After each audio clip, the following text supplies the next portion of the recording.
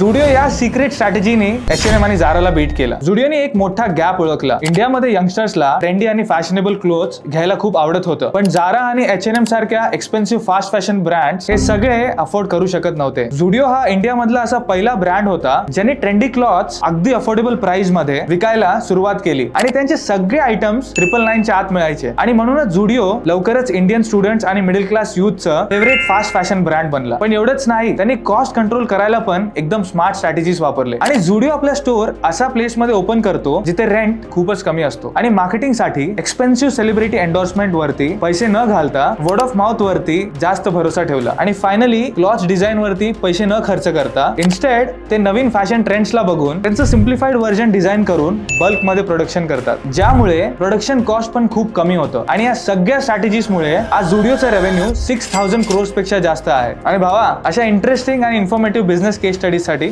Subscribe करा.